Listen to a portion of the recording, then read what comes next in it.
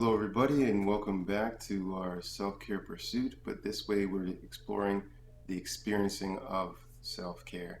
I found that creating content for this is tremendously more difficult than the previous videos, and thus there's going to be a lot more downtime for you before you see an updated videos and stuff like that. So it won't be as frequent.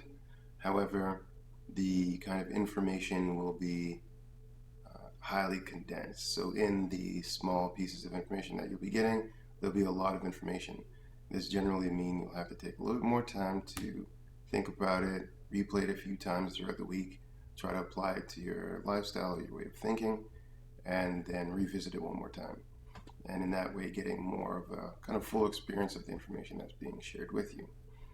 Now, that all being said, to kind of simplify a way of looking at the kind of experiencing, we'll start with a general model of let's call it the cycle of knowledge. All right.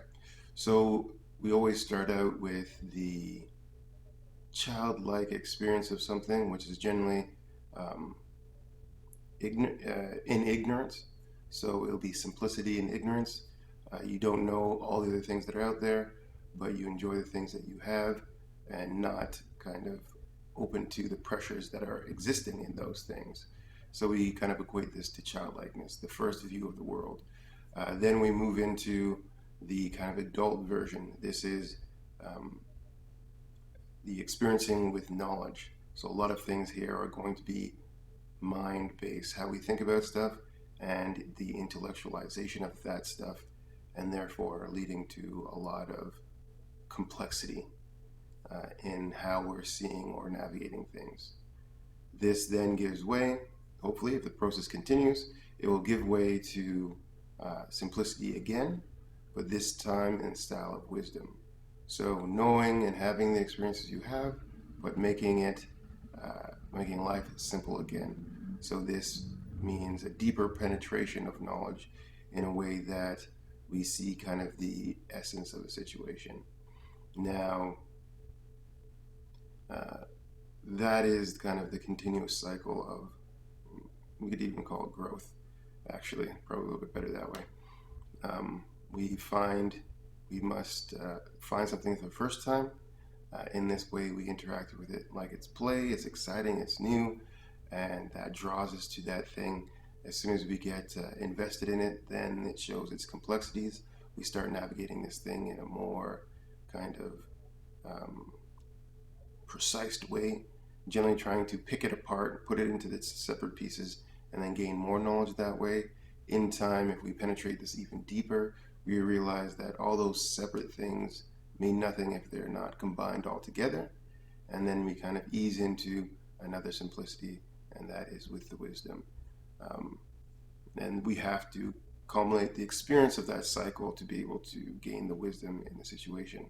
Now, that all being said, this is going to be a kind of a simple reference to this progression of growth or this progression of change, mainly kind of taking away from it that if you're in the intellectual stage of things, generally this is where frustration is going to build up, stress is going to build up. If you're having a lot of stressful events or cycle keeps repeating itself and it seems frustrating and nobody's getting you and you feel pressure from outside of you and everybody else is giving you all this pressure and people just don't get it, this is generally going to be in the stage of knowledge. So you're not quite done yet. We have to keep persisting, but we have to do this in a way of kind of looking deeper into the matter, and this way going towards the wisdom and simplicity phase. So the main part to take away is that growth is needed. When you're in the middle of it, you'll feel the highest amount of pressure, and this pressure really is to kind of reinforce the fact that you can't stay here and you need to keep moving forward.